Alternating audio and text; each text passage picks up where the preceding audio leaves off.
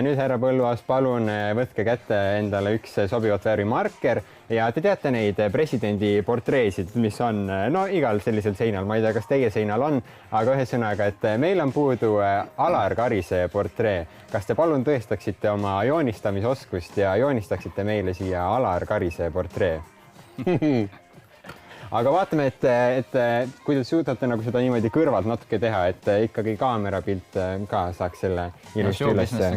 Jah, vaata tavaliselt on ju portreteeritav ka juures, aga noh, tühja ka, katsume hakkama saada. Te näete peaaegu sarnased välja isegi, ma ütleks nii. Sarnased välja. Aga mul on üks küsimus selle kohta, sellepärast, et te ju lõpetasite TLÜ või noh, siis oli see peda. Tal on õrn siukene, säbru ka tead sa siin.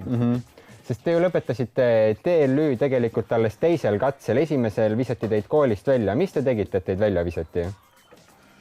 See oli poliitilisel põhjusel, me jagasime keelatud kirjandust, mis toona oli 40 kirja ja muid asju ja siis leiti, et see ei ole nõukogude üliõpilasele kuidagi kohane tegevus. Need on need 3 lõvi, mis vist on minu meelest presidendi ametiketi peal.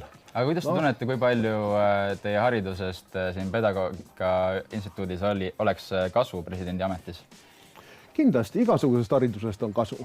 Et presidendid on meil ju olnud ka erinevate haridustega, erinevate valdkondade esindajad ja kõrgharidus absoluutselt igal alal on vajalik. No vaatame selle pildi korra üle, ütleme niimoodi, et mina peaaegu, et isegi saaks võib aru, kellega tegemist. Sarnasus on täiesti olemas. Teil on see kett kaelast puudu, istaks nagu ise ennast joonistanud. No vuntsid on puudu.